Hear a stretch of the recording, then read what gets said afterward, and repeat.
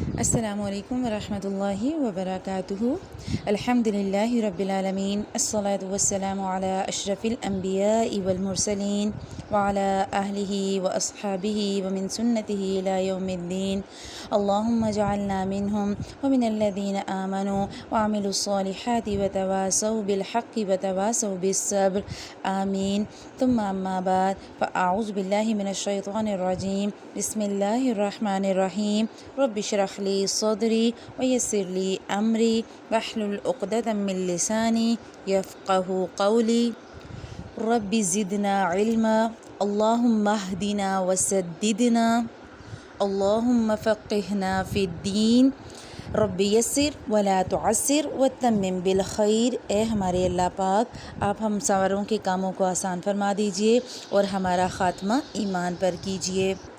الحمدللہ ثم الحمدللہ، آج ہم اپنا پہلا پارہ سٹارٹ کرنے جا رہے ہیں والقلم گروپ میں، اور ہم نے جو 30واں پارہ مکمل کیا تھا اس کے بعد میرے خیال میں الحمدللہ ایمان کا لیول اتنا ہو گیا ہوگا کہ ہر چیز آسانی سے سمجھ آ جائے۔ لیکن باوجود اس کے بھی اگر آپ کو کوئی چیز سمجھ نہیں آتی، آپ بلا جھجک پوچھیے، اچھے طریقے سے تیار کیجئے۔ اپنے قرآن پاک کے باہر جو فرنٹ پیج ہے، جو آپ کا مصحف کھولتے ہی پہلا پیج والقلم کے نام سے آپ کے پاس آتا ہے، آپ وہاں پر ایک چھوٹی سی ایک عربک کوٹیشن لکھ لیجئے، ایک دعا لکھ لیجئے، اور اس دعا کے بعد ہم شروع کریں گے اللہ سبحانہ وتعالیٰ کی مدد کے ساتھ۔ یہ ممکن ہوا کہ آپ اور میں مصحف کے سامنے بیٹھے ہیں۔ اللہ تعالیٰ کے محبت کا یہ انداز ہے کہ اللہ جب کسی سے رحمت کا یا کسی کے ساتھ اچھا معاملہ کرنا چاہتے ہیں، کسی پہ رحمت یا اس کو برکتیں دینا چاہتے ہیں، تو اللہ اس سے دین کی فکر دے دیتے ہیں، دین کی سمجھ دے دیتے ہیں۔ یہی وجہ ہوتی ہے کہ جب ہم قرآن کو پڑھنا شروع کرتے ہیں تو حصول علم کی دعاؤں میں ہم مانگتے ہیں اللہم فقہنا فی الدین یا اللہم فقہنی فی الدین۔ اے اللہ، آپ مجھے دین کی سمجھ دے دیجئے، دین کی فقہ دے دیجئے، میرے شعور کو کھول دیجئے، میرے جسم کو، میرے دماغ کو، میری روح کو قرآن پڑھتے ہوئے اٹینٹیو کر دیجئے۔ اسی لیے ہم ساتھ ہی دعا مانگتے ہیں اللہم اہدنی وسددنی، اے اللہ آپ ہمیں سیدھا راستہ بھی دکھائیے اور ہدایت بھی دیجئے۔ اب دعا آپ نے لکھنی ہے اللہم اجعل القرآن العظیم رفیقا لی فی الدنیا والآخرہ۔ اے میرے اللہ کریم، آپ اس قرآن عظیم کو میرا رفیق اور ساتھی بنا دیجئے۔ کہاں؟ فی الدنیا والآخرہ، اس دنیا میں بھی اور آخرت میں بھی۔ میں زندگی گزاروں تو بھی اسی قرآن کریم کے ساتھ، میں جیوں تب بھی تیرے اس کلام کے ساتھ، اور میں قبر میں جاؤں تو مجھے روشنیاں بھی اسی قرآن سے نصیب ہوں، اور یہی قرآن میری سفارش کرے آپ کی قبر میں بھی اور حشر میں بھی۔ اللہ سبحانہ وتعالیٰ سے دعا کے ساتھ اپنا سبق شروع کریں گے۔ آج ہم پڑھیں گے پہلے پارے میں پہلی سورت، سورہ الفاتحہ۔ پہلے بات کرتے ہیں کہ قرآن پاک کے یہاں لکھا ہوتا ہے سورہ فاتحہ کے پاس سورہ فاتحہ مکی صورت ہے۔ تو جب بھی ہم قرآن پاک پڑھیں گے، اب الحمدللہ ہم باقاعدہ طور پر قرآن پاک کی تفسیر شروع کر رہے ہیں، تو جو باتیں جو بہت ضروری ہیں آپ کے علم میں ہونا، وہ یہ کہ قرآن پاک کے دو ادوار ہیں، ایک ہے مکی دور اور ایک ہے مدنی دور۔ اللہ کے نبی صلی اللہ علیہ وسلم کو جب مبعوث کیا گیا، غار حرا میں جب جبرائیل امین پہلی وحی لے کر آئے، سورہ الگ کی پہلی 5 آیات اقرأ بسم ربک الذی خلق، اس آیت سے لے کر اللہ کے نبی صلی اللہ علیہ وسلم کے مدینہ منورہ پہنچنے تک کا جو دور ہے وہ تمام ہے مکی دور۔ مکی دور میں سب سے زیادہ زور دیا گیا کہ انسان اپنے اخلاق کو سنوارے، انسان اپنے معاشرے کو سنوارے، انسان برائیوں سے بچے، غلط کاریوں سے بچے، انسان کے عقائد کی اصلاح کی گئی اور انسان کے اخلاق کی اصلاح کی گئی۔ عبادات پہ زور ہمیں ملے گا مدنی دور میں۔ مدنی دور اللہ کے نبی صلی اللہ علیہ وسلم کے مدینہ منورہ پہنچنے سے لے کر اس دنیا سے رخصت ہو جانے کے وقت تک کا دور ہے، وہ سارا ہے مدنی دور۔ تو سورہ الفاتحہ کے ساتھ جو لکھا ہے کہ سورہ الفاتحہ مکی صورت ہے، تو یہ مکی دور کی صورت ہے۔ اس میں 7 آیات ہیں۔ سورہ الفاتحہ، فاتحہ کا جو نام ہے ٹھیک ہے، اس کا مطلب ہوتا ہے، اس کا جو روٹ ورڈ ہے، جب بھی ہم قرآن پاک پڑھتے ہیں تو ہمیں کچھ روٹ ورڈز ملتے ہیں جس سے آگے الفاظ بنتے ہیں. جیسے آپ کہتے ہیں نا عین لام میم، علم، علم ہے، ٹھیک ہے، اور عالم بھی اسی سے ہے، علماء بھی اسی سے ہے. اسی طرح عربی کے جو روٹ ورڈز ہیں، ہم اگر تھوڑا سا ان کو ساتھ ساتھ سمجھ لیں تو ہمیں قرآن سمجھنے میں زیادہ آسانی ہوگی. لفظ ہے الفاتحہ، روٹ ورڈ ہے فاتحہ، فتحہ. آپ اردو میں بھی پڑھتے ہیں فتح کر لیا کسی چیز کو. فتح کیوں کہا گیا؟ کیونکہ یہ قرآن کو کھولنے والی صورت ہے. جیسے ہی آپ مصحف کھولتے ہیں سب سے پہلے آپ کے پاس فاتحہ ہوتی ہے، فاتحہ سامنے آ جاتی ہے. اب اپنے پاس یہ بات نوٹ کر لیجئے کہ قرآن پاک جو مصحف ہے، مصحف کا مطلب ہوتا ہے وہ آپ کے پاس پیٹڈ بک فارم جو ہمارے ہاتھوں میں اس وقت موجود ہے. تو یہ مصحف میں سب سے پہلی صورت یہ ہے الفاتحہ. اب الفاتحہ کی دوسری فضیلت یہ ہے کہ ایک تو یہ ترتیب مصحف میں پہلی صورت ہے، یعنی کہ جیسے ہی آپ نے قرآن کھولا سب سے پہلے آ گئی سورہ الفاتحہ. دوسرا ترتیب نزولی کے اعتبار سے بھی یہ پہلی صورت ہے جو مکمل نازل ہوئی. شروع میں سب سے پہلے اللہ سبحانہ و تعالیٰ نے سورہ الگ کی پہلی 5 آیات نازل کی، پھر سورہ مزمل کی کچھ پورشن نازل ہوا، پھر سورہ مدثر کا، پھر سورہ قلم کا، اور اس کے بعد سورہ الفاتحہ نازل کی گئی جو پوری اکٹھی نازل کی گئی.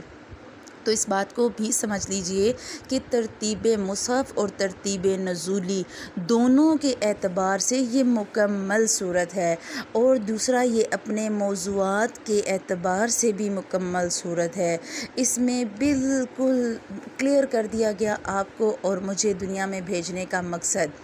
اب یہاں پر بہت سے لوگوں کے دماغ میں یہ بھی بات آتی ہے کہ جب ہم قرآن پاک نازل ہوا تو سب سے پہلے تو پہلی وہی آئی تھی سورہ الگ کی، اقرأ بسم ربک الذی خلق، اور وہ قرآن پاک کے بالکل آخری حصے میں ہے، جبکہ سورہ فاتحہ بعد میں نازل ہوئی اور یہ پہلے ہے. تو ایسا کیوں ہے؟ تو جب ہم مفسرین کو دیکھتے ہیں یا محدثین کو دیکھتے ہیں تو تمام مفسرین اس بات پہ اتفاق کرتے ہیں کہ جو ترتیب مصحف ہے یہ خالصتاً اللہ سبحانہ و تعالیٰ کی طرف سے دیا گیا پیٹرن ہے. یہی طریقہ، یہی مصحف جو ہمارے پاس دنیا میں موجود ہے، یہی لوح محفوظ میں ہے. اللہ سبحانہ و تعالیٰ نے قرآن پاک کا مختلف حصہ مختلف اوقات میں نازل کیا. جس آیت کی، جس ٹاپک کی جب ضرورت ہوتی تھی اس وقت وہ ٹاپک نازل کیا جاتا، اس کے ریلیٹیو آیات نازل کی جاتی. آپ نے واقعہ افق پڑھا. ہم انشاءاللہ تعالیٰ قرآن پاک میں باقی چیزیں پڑھیں گے کہ جب یہود نے سوال کیا کہ آپ بتائیے کہ اگر آپ سچے نبی ہیں تو ذوالقرنین کون تھے، یا آپ بتائیے اصحاب کہف کون تھے، تو اللہ سبحانہ و تعالیٰ نے، یا موسیٰ اور خضر کا واقعہ، تو یہ ساری چیزیں اللہ نے ترتیب سے ایسے نازل کی کہ جس چیز کی جب ضرورت تھی، جس حکم کی جب ضرورت تھی وہ پہلے آ گیا. ٹھیک. لیکن جب اس مصحف کو قرآن پاک مکمل ہو چکا اور اسے مصحف کی صورت دینی تھی تو یہ بھی خالصتاً اللہ تعالیٰ کی بتائی ہوئی ترتیب ہے جس سے اس کو جو ہے وہ مرتب کیا گیا.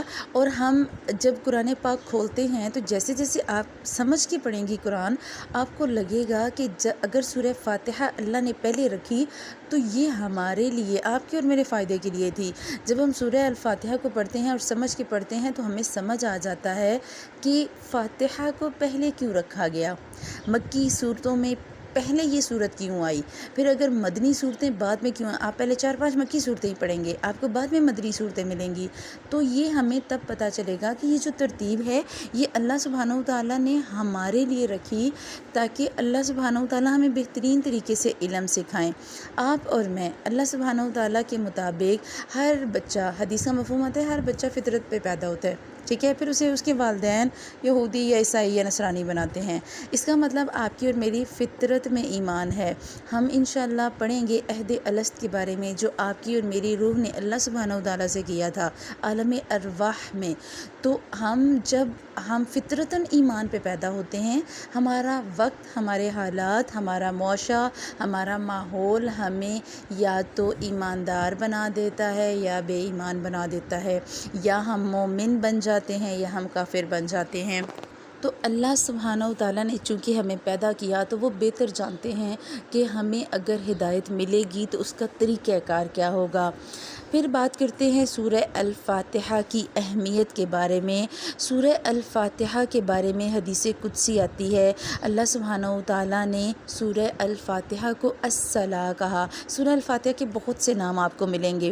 سورہ الفاتحہ کو فاتحہ تو کہتے ہی ہیں، کھولنے والی، فاتحۃ الکتاب، کتاب کو کھولنے والی۔ اس کے علاوہ اس کا ایک نام ہے القرآن العظیم، ٹھیک، ایک نام ہے ام القرآن، ایک نام ہے الشفا، یعنی کہ یہ شفا بھی دیتی ہے، الرقیہ یعنی کہ یہ دم بھی ہے، اور اسی طرح السبع المثانی، 7 بار بار پڑھی جانے والی آیات، اور اسی کا ایک نام الصلاۃ بھی ہے۔ اللہ سبحانہ و تعالیٰ فرماتے ہیں قسمت الصلاۃ بینی و بین عبدی، کہ میں نے صلاۃ کو اپنے اور اپنے بندے کے درمیان تقسیم کر دیا ہے۔ اور تقسیم کیوں کیا، ابھی ہم تفسیر میں اس کو پڑھیں گے۔ اللہ سبحانہ و تعالیٰ نے سورہ الفاتحہ کے پہلے پورشن میں اللہ کی حمد و ثنا ہے، اور دوسرے پورشن میں بندے کی اللہ سے دعا ہے، اور بندے کی اللہ سے دعا کرنے کے بعد جب آپ اور میں اللہ سے دعا کر لیں گے تو سورہ البقرہ سے لے کر سورہ ناس تک جواب دعا ہے۔ اللہ آپ کی اور میری اس دعا کا جواب دیں گے۔ یہی وجہ ہے کہ سورہ الفاتحہ مصحف میں پہلی سورت ہے۔ پھر اللہ سبحانہ و تعالیٰ نے یہاں چونکہ کہا کہ اس کا نام الصلاۃ ہے، یعنی نماز ہے، تو نماز میں بھی سورہ الفاتحہ پڑھنا ضروری ہے۔ اللہ کے نبی صلی اللہ علیہ وسلم کی حدیث آتی ہے، لا صلاۃ لمن لم یقرأ بفاتحۃ الکتاب، کہ اللہ سبحانہ و تعالیٰ نے کہا، حدیث کا مفہوم ہے کہ لا صلاۃ نہیں ہے اس نماز لمن لم یقرأ بفاتحۃ الکتاب، کہ جس نے سورہ الفاتحہ نہیں پڑھی اس کی نماز ہی نہیں۔ لہٰذا نماز، کوئی بھی نماز ہے، آپ کوئی بھی نماز لے لیں، سورہ الفاتحہ اس میں شامل ہے۔ آپ نماز جنازہ لے لیں، یا نماز عید لے لیں، یا نماز جمعہ لے لیں، یا نماز تراویح لے لیں، یا نماز جو ہے وہ فرض لے لیں، یا نوافل لے لیں، ہر کسوف لے لیں، خسوف، ہر طرح کی نماز میں صلاۃ پڑھنا ضروری ہے، الفاتحہ پڑھنا ضروری ہے۔ اس کے بعد اگر ہم سورہ الفاتحہ کی اہمیت کو دیکھیں تو ایک حدیث کا مفہوم ملتا ہے۔ حضرت عبداللہ بن عباس سے حدیث مروی ہے، وہ کہتے ہیں کہ ایک دن جبرائیل امین اللہ کے نبی صلی اللہ علیہ وسلم کے پاس بیٹھے تھے کہ اوپر سے ایک زوردار آواز آئی، تو فرمایا کہ یہ آسمان کا وہ دروازہ ہے جو آج سے پہلے کبھی نہیں کھلا، اور یہ وہ فرشتہ ہے جو آج سے پہلے کبھی زمین پر نہیں آیا۔ پھر اس فرشتے نے اللہ کے نبی صلی اللہ علیہ وسلم کو سلام کیا اور 2 نوروں کی خوشخبری دی، اور فرمایا کہ یہ 2 نور آپ صلی اللہ علیہ وسلم کو دیے گئے ہیں، آپ سے پہلے کسی نبی کو یہ 2 نور نہیں دیے گئے، اور وہ کیا تھے؟ ایک سورہ الفاتحہ اور دوسرا سورہ البقرہ کی آخری 2 آیات۔ اللہ کے نبی صلی اللہ علیہ وسلم کی اس حدیث سے ہمیں بہت اچھی طریقے سے سورہ الفاتحہ کی اہمیت کا اندازہ ہو گیا۔ سعید بن معلیٰ فرماتے ہیں کہ نبی پاک صلی اللہ علیہ وسلم نے فرمایا، میں تمہیں ایسی سورت نہ بتاؤں جو سب سے بڑھ کر ہے، اور وہ ہے سورہ الفاتحہ۔ اب چونکہ یہ مصحف کی پہلی سورت ہے تو جیسے ہی آپ کوئی کتاب کھولتے ہیں آپ کے پاس کتاب میں نا ایک دیباچہ ہوتا ہے، سمری لکھی ہوتی ہے بک کی، کسی بھی بک کی۔ آپ سورہ الفاتحہ کو قرآن کی سمری دیکھیں گے، آپ کو پتہ لگے گا کہ سورہ الفاتحہ اتنی جامع اور مکمل سورت ہے اپنے موضوعات کے اعتبار سے کہ اس میں جو باتیں کی گئیں وہی آگے پورے قرآن میں ڈیٹیل سے کی گئیں۔ تو شروع کرتے ہیں، بسم اللہ الرحمن الرحیم۔ اب یہاں پہلے آئی تسمیہ، تو تسمیہ کے بارے میں تھوڑا سا اختلاف ہے۔ کچھ مفسرین یہ بات کہتے ہیں کہ یہ ہر سورت کی مستقل آیت ہے لیکن یہ سورت کا حصہ نہیں ہے، اور کچھ اسکالر یہ کہتے ہیں کہ اسے سورت کو ایک دوسرے سے الگ کرنے کے لیے، مختلف کرنے کے لیے بیچ میں ایڈ کیا گیا ہے تاکہ ایک سورت دوسری سے ممتاز ہو جائے۔ اور جو ہم نے پہلے پڑھا تعوذ، تو اللہ سبحانہ و تعالیٰ ہم انشاءاللہ سورہ نحل میں پڑھیں گے۔ اللہ تعالیٰ کا فرمان آتا ہے فَإِذَا قَرَأْتَ الْقُرْآنَ فَاسْتَعِذْ بِاللَّهِ مِنَ الشَّيْطَانِ الرَّجِيمِ۔ جب بھی تم قرآن پاک پڑھنے لگو تو اللہ کی جناب میں شیطان مردود سے پناہ مانگو، رجیم شیطان سے پناہ مانگو۔ تو اسی وجہ سے ہم پہلے پڑھتے ہیں تعوذ اور پھر پڑھتے ہیں تسمیہ۔ پہلی آیت ہے الحمدللہ رب العالمین۔ اب میں یہ چاہ رہی تھی کہ جس طرح ہم لوگ ویسے تفسیر پڑھتے ہیں ہم اس کو تھوڑا سا ڈیٹیل میں لے لیں۔ اللہ سبحانہ و تعالیٰ نے، میں نے آپ کو بتایا کہ اس کا ایک پورشن ہے اللہ سبحانہ و تعالیٰ کے تعارف میں۔ جو پہلی 3 آیات ہیں یہ اللہ کا تعارف ہے۔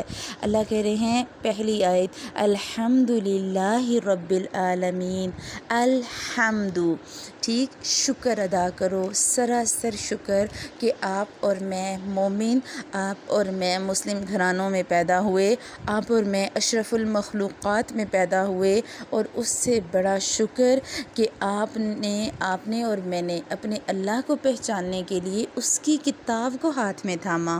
تو آج ہم تھوڑی سی بات پہلے کریں گے کہ قرآن پاک کو اللہ سبحانہ و تعالیٰ نے عربی زبان میں نازل کیا، تو ہمیں یہ لگتا ہے کہ ہمارے لیے قرآن سیکھنا مشکل ہے۔ ہمیں یہ لگتا ہے کہ چونکہ ہماری زبانوں پہ عربی اس طرح نہیں چڑھ سکتی، ہم پنجابی ہیں، اردو سپیکنگ ہیں، تو ہمارے لیے عربی کو پڑھنا یا سمجھنا مشکل ہے، تو یہ ہمارا غلط کنسیپٹ ہے۔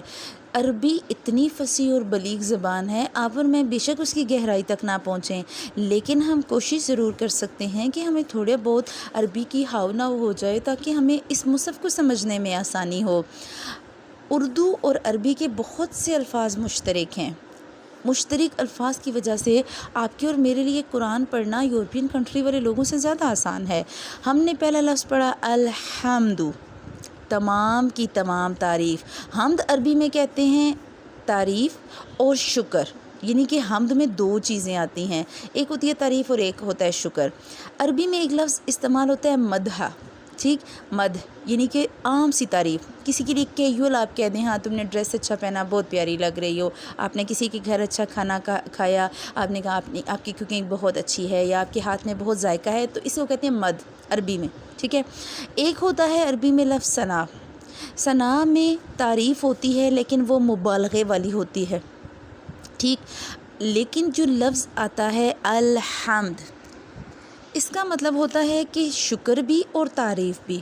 اگر یہاں پر لفظ ہوتا، جیسے ہم نے کہا مد، عام سی تعریف، اگر یہاں لفظ ہوتا المدح للہ، تب بھی ترجمہ یہی ہوتا جو ہم اردو میں پڑھتے ہیں، تمام تعریفیں اللہ کے لیے، لیکن حمد ہوتی اس میں، مدح ہوتی اس میں، لیکن اللہ کا شکر نہیں ہوتا۔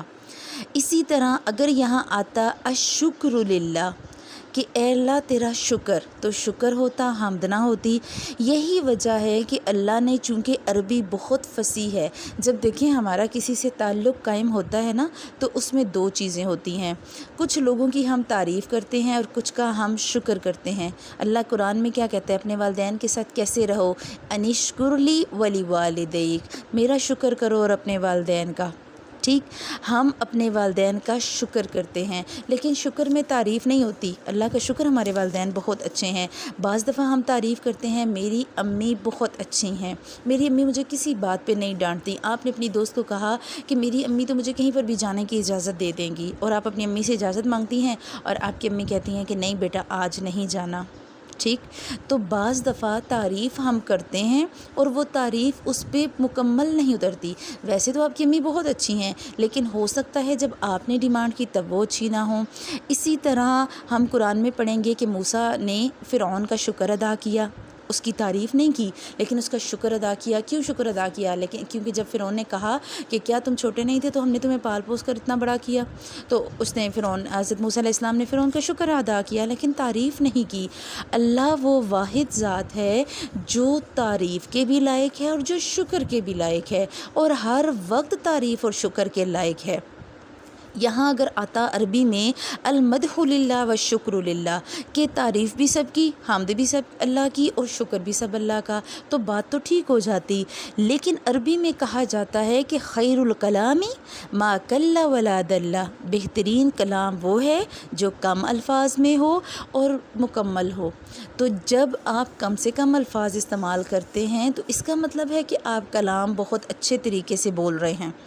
عرب جو تھے وہ زبان دان تھے، عربی انہیں بہت اچھی طریقے سے آتی تھی، اور جب آپ قرآن پاک پڑھیں گے اور آپ ترجمہ اور تفسیر پڑھیں گے تو آپ کو اندازہ ہوگا کہ عربی کتنی مجموعی زبان ہے، ایک حرف کے اوپر کتنے کتنے پیجز کی شرح لکھی جاتی ہے عربی میں۔ آپ عربک ڈکشنری کھول کے دیکھیں، آپ کو ایک لفظ کی جو ہمارے ہاں تو یہ ہے نا کہ ہم نے اردو میں پڑھا حمد، تعریف، بس بات ختم ہو گئی۔ آپ اگر اس کو انگلش میں لے کے جائیں گے تو آپ کو ایک لفظ ملے گا، لیکن جب آپ اس کو عربی میں کھول کے دیکھیں گے تو آپ کو کم از کم 4 سے 5 صفحے مل دیں گے۔ اور آپ کی اور میری بدقسمتی کہ ان چیزوں کو ابھی تک عربی میں تو تشریح کی گئی، لیکن اردو میں بہت کم اس پہ کام ہوا۔ تو اللہ سبحانہ و تعالیٰ سے دعا کرتے ہیں اللہ ہمیں ان الفاظ کی سمجھ دیں، ہمیں سمجھ دیں کہ ہم ان ساری چیزوں کو سمجھ سکیں، تاکہ ہمارے لیے اللہ کے کلام کو سمجھنا آسان ہو۔ اب دیکھیں اللہ سبحانہ و تعالیٰ نے کہا الحمدللہ، کہ تمام کی تمام تعریف اللہ کی، ٹھیک، یعنی کہ اگر ایسا ہوتا کہ المدح للہ آتا یا الشکر للہ آتا تو بات واضح نہیں ہوتی۔ ہم ایسا ظاہر ہوتا جیسے کچھ باتوں پہ اللہ کا ہم شکر کر رہے ہیں، کچھ پہ نہیں کر رہے، کچھ پہ اللہ کی حمد کر رہے ہیں، مدح کر رہے ہیں، اور کچھ پہ نہیں کر رہے۔ لیکن الحمد میں دونوں لفظ اکٹھے ہو گئے، حمد بھی، تعریف بھی اور شکر بھی، کہ اللہ ہر بات پہ تیرا شکر، ہر بات پہ تیری تعریف، ہمارا حال کیا ہے۔ آپ اگر دیکھیں، ہم اپنے حساب سے دیکھیں تو جب ہم اللہ سبحانہ و تعالیٰ کے دیے ہوئے کلام کے ساتھ جڑتے ہیں تو ہمیں باتوں کی سمجھ آتی ہے۔ آپ سے کوئی بندہ پوچھتا ہے کیا حال ہے، اور آپ کہتی ہیں الحمدللہ۔ الحمدللہ کا عربی میں مطلب ہوتا ہے کہ آپ نے کہا اللہ کا شکر، اللہ کی تعریف، اور اس کے بعد شکوے کی کوئی گنجائش نہیں، ٹھیک۔ مثلا اللہ سبحانہ و تعالیٰ نے ہر کام کے لیے ہمیں کہا، کوئی بھی بات ہو آپ کو الحمدللہ، چھینک آئی الحمدللہ، کھانا کھا لیا الحمدللہ، اور کوئی آپ سے حال پوچھے تو آپ نے کہا الحمدللہ۔ لیکن اس کا مطلب یہ ہے کہ اللہ کے دیے گئے ہر نقصان اور ہر آزمائش پہ بھی آپ نے شکر کیا۔ اے اللہ تو نے اولاد لے لی، کوئی بات نہیں، شکر اللہ کا، اس میں بھی بہتری ہوگی۔ کاروبار میں نقصان ہو گیا، پیسے کم آ رہے ہیں، آزمائشیں ہیں، معاشی مسائل ہیں، معاشرتی مسائل ہیں، گھر کے مسائل ہیں، رشتوں کے مسائل ہیں، ہم کہیں گے الحمدللہ۔ ہمارا حال کیا ہوتا ہے جب ہم سے کوئی پوچھتا ہے تو ہم کیا کہتے ہیں؟ ہاں ٹھیک ہی ہوں الحمدللہ۔ ہمارے دل میں شکر نہیں ہوتا، اور ہمارے چہرے کے بل اور چہرے کے اثرات بتا رہے ہوتے ہیں، ہم منہ بنا کے کہتے ہیں ہاں الحمدللہ ٹھیک ہی ہوں۔ تو یہ جو ہمارا انداز ہے یہ الحمدللہ عربی والے پہ پورا نہیں اترتا۔ عربی میں اگر الحمدللہ کہنا ہوتا ہے تو آپ اور میں جب ہم کسی کا فیس دیکھتے ہیں نا تو ہمیں اس کے الحمدللہ کہنے سے بھی سمجھ آ جاتا ہے، ٹھیک ہے، کہ یہ کس وے میں بات کر رہا ہے۔ تو اللہ سے آئندہ آپ یہ دھیان رکھیے گا کہ جب بھی اللہ کی کسی بات پہ آپ کہیں الحمدللہ، کوئی آپ سے حال پوچھے اور آپ کہیں الحمدللہ، تو آپ کو پتہ ہونا چاہیے کہ الحمدللہ کا ایکچوئل مطلب کیا ہے۔ اللہ تیرا شکر، آپ نے جو میرے لیے کیا میں اس پہ راضی۔ اللہ آپ کا اتنا کرم، آپ کا اتنا احسان کہ آپ نے مجھے اپنی تعریف اور اپنے شکر کے قابل بنایا۔ اگر ہم شکر نہیں کریں گے تو اللہ کی تعریف مکمل نہیں ہوگی۔ اسی لیے ہمیں شکر سکھایا جا رہا ہے پہلی ہی آیت میں، پہلے لفظ میں، کہ اللہ کی تعریف اور اللہ کا شکر ہر حال میں کرنا ہے، کیونکہ آگے ہم پڑھیں گے کہ اللہ نے ہمیں دنیا میں بھیجا ہی اس لیے لِنَبْلُوَكُمْ أَيُّكُمْ أَحْسَنُ عَمَلًا، تاکہ وہ تمہیں آزمائے کہ تمہیں سے اچھے عمل کون کرتا ہے۔ اللہ کی ہر اچھی بری غلط صحیح بات پہ کون ہے جو سر تسلیم خم کرتا ہے؟ اللہ نے حکم دیا، کون ہے جو اس بات سے رک جاتا ہے؟ اللہ نے حکم دیا کرنے کا، کون ہے جو فوراً کر لیتا ہے؟ ڈو اور ڈونٹس میں کون ہے جو فوراً یس سر کہہ دیتا ہے؟ تو آپ نے اور میں نے سمجھنا الحمد، تمام شکر، تمام تعریف کس کے لیے؟ للہ، اللہ سبحانہ و تعالیٰ کے لیے۔ اب دوسرا لفظ ہمارے پاس آیا للہ، اللہ کے لیے۔ تو اللہ کیوں آیا؟ یہاں رب بھی آ سکتا تھا، یہاں کوئی بھی لفظ آ سکتا تھا۔ اللہ سبحانہ و تعالیٰ کا وہ واحد نام ہے جس کی ٹرانسلیشن نہیں ہے۔ اللہ اللہ ہی ہے۔ اللہ کو آپ کسی بھی لینگویج میں لے کے جائیں یہ اللہ ہی ہوگا۔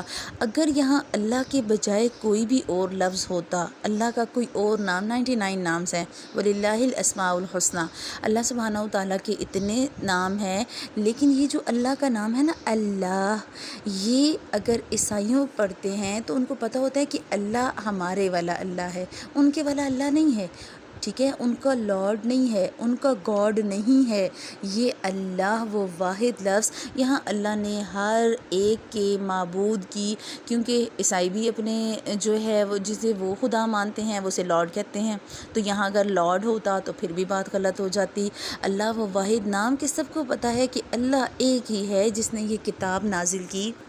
اللہ ہے اللہ کا اصل نام، اور اللہ کی پہلی صفت ہم انشاءاللہ اگلی آیت میں پڑھیں گے، اسی آیت کے اگلے پورشن میں رب، ٹھیک ہے، یہ اللہ کی صفت ہے۔ اللہ کا جو اصل نام ہے نا وہ اللہ ہے، تو اللہ نے اپنے اصل نام کو استعمال کیا تاکہ کنفیوژن ختم ہو جائے۔ ہر دین والے بندے کو، چاہے وہ عیسائی ہے، نصرانی ہے، مجوسی ہے، ہر ایک کو پتہ لگ جائے اللہ اللہ ہی ہے۔ پھر رب العالمین، جو رب ہے تمام جہانوں کا، تمام عالموں کا، تمام عالمین کا۔ اب جب ہم پڑھتے ہیں لفظ رب کو، تو رب کہتے ہیں ہمارے اردو میں کہ جو پالنے والا ہے، لیکن عربی میں رب اور ہے۔ عربی میں کہتے ہیں هو المالک، کہ جو مالک ہو۔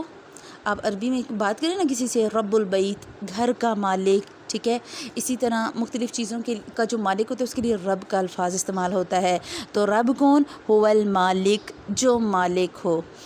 السید، جو پورے کا پورا اختیار رکھتا ہے۔ یہ اب ہمارا اردو والا سید نہیں ہے کہ جو ہمارے ہاں کہا جاتا ہے نا سید کہ فیملی وائز، تو یہ وہ سید نہیں ہے، یہ اختیار رکھنے والا، پورے کا پورا اختیار رکھنے والا۔ مثلا آپ اور میں ہیں، میرے ہاتھ میں اس وقت موبائل ہے، آپ کے ہاتھ میں اگر موبائل ہے تو یہ موبائل آپ کا ہے، لیکن آپ اور میں اس پہ پورا اختیار نہیں رکھتے۔ موبائل ہے، پاسورڈ ہمارے پاس ہے، ہم یوز کر رہے ہیں، لیکن اگر اس میں ابھی فنکشننگ کی کوئی خرابی ہو جائے، سافٹ ویئر ہارڈ ویئر کا ایشو ہو جائے، آپ اور میں اس کو کچھ نہیں کر سکتے۔ اسی طرح اگر ہم اپنے گھر میں رہ رہے ہیں تو گھر ہمارا ہے، ٹھیک ہے، لیکن ہم گھر کے مالک ہیں، سید نہیں ہیں، کیونکہ اس پہ ہمارا پورا اختیار نہیں ہے، ہمارا جزوی اختیار ہے۔ ہمارا پورا اختیار کیسے ہوگا؟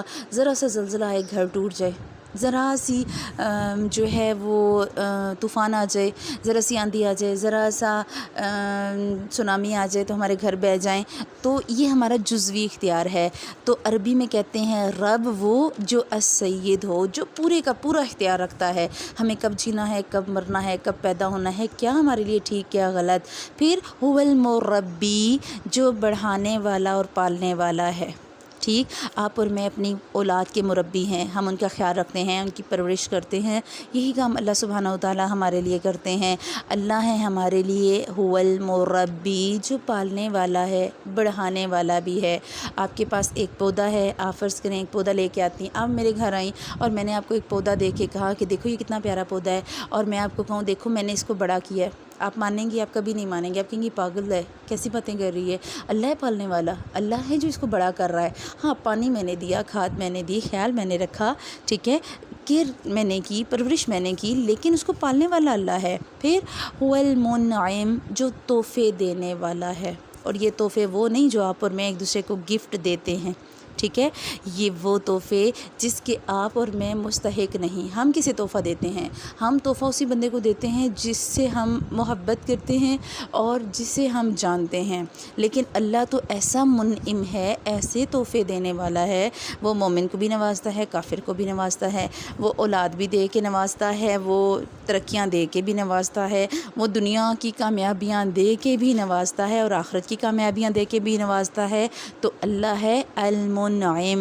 پھر اگلی جو اللہ کی خصوصیت والقیم، وہ قائم ہے، برقرار ہے۔ میں بول رہی ہوں، ابھی زبان بند ہو جائے، میرا کوئی اختیار نہیں، اللہ اسے بند کرنے والا ہے۔ ہم سانس چل رہی ہے، کوئی اختیار نہیں، اللہ ہی اختیار رکھنے والا ہے، کل اختیار اللہ کے۔ اللہ آپ کا اور میرا مالک ہے، ایسا مالک جو ہمارے اوپر پورے کا پورا اختیار رکھتا ہے، ہمیں پالنے والا بھی ہے، ہمیں بڑھانے والا بھی ہے، ہمیں تحفے بھی دیتا ہے، اولاد بھی دیتا ہے، رزق بھی دیتا ہے، گھر بھی دیتا ہے، سکھ بھی دیتا ہے، ایمان بھی دیتا ہے، اور پھر ہمیں ان ایمان پر القیم بھی ہے، انہی پر ہمیں برقرار بھی رکھتا ہے، ہمیں ہمارے لیے یہ تحفے اور انعامات قائم و دائم رکھتا ہے، ہمیں سجاتا ہے، سنوارتا ہے۔ جیسے ہوتا ہے نا کہ اگر ایک گھر ہے، ہم ایک گھر کے مالک ہوں تو ہم کیا کرتے ہیں، ہم اس کو بڑھانے کے لیے اس کی رینوویشن کرتے ہیں، اس میں مختلف چیزیں لگاتے ہیں، ڈینٹنگ پینٹنگ کرتے ہیں، تو اللہ یہ سارے کام آپ کے اور میرے لیے کرتے ہیں۔ اللہ سبحانہ و تعالیٰ ایک بچے کو ماں کے رحم سے لے کر موت کے سفر تک قائم رکھتے ہیں، اسی لیے اللہ کا نام ہے القیم، وہ برقرار رکھتا ہے۔ تو اب رب کی آپ کو ڈیفینیشن سمجھ آ گئی ہوگی کہ یہاں اللہ کا صفاتی نام رب سب سے پہلے کیوں آیا۔ پھر رب کس چیز کا ہے؟ العالمین، تمام عالموں کا۔ ہمارے ہاں کہا جاتا ہے اردو میں عالم آسمان ہے، ٹھیک ہے، لیکن یہ ڈیفینیشن غلط ہے۔ العالمین، عالم کہتے ہیں کہ جو انسان جس میں شامل ہوں اور جن شامل ہوں، شعور والے لوگ شامل ہوں، جو سمجھ رکھتے ہوں، جو بوجھ رکھتے ہوں۔ آپ دیکھیں کہ اللہ سبحانہ و تعالیٰ قرآن پاک میں کہتے ہیں کہ آپ صلی اللہ علیہ وسلم تمام عالمین کو خبردار کرنے والے ہیں۔ اگر اس کا مطلب 7 آسمان ہے یا زمینیں ہیں، تو زمین کو اور آسمان کو تو خبرداری کی ضرورت ہی نہیں ہے، زمین اور آسمان کو کیا لگے، وہ تو پہلے ہی اللہ کی مطیع اور فرما بردار ہے۔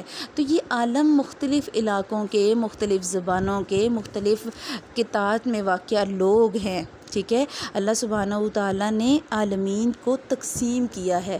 عالمین وہ ہیں جو باشعور ہیں، جنہیں اللہ نے عقل دی، سمجھ دی، اسی لیے تو اللہ نے خبردار کرنے کے لیے اللہ کے نبی کو بھیجا۔ کی آخری جو پورشن ہے اس میں پڑھیں گے کہ اللہ نے عالمین کو 3 کیٹیگریز میں تقسیم کیا۔ پہلی انعمت علیہم، جن پر اللہ نے انعام کیا، پھر المغضوب، جو اللہ کے غضب کا شکار ہوئے، اور الضالین، جو گمراہ ہو گئے۔ ہم انشاءاللہ اس کی ساری ڈیٹیل آگے پڑھیں گے۔ آج ہم بس ایک ہی آیت پڑھیں گے، اور سورہ فاتحہ اور سورہ البقرہ کی کچھ آیات پہ ہم تھوڑا سا وقت زیادہ لگائیں گے، تاکہ ہمیں اس قرآن کی تھوڑی خوبصورتی کی سمجھ آئے۔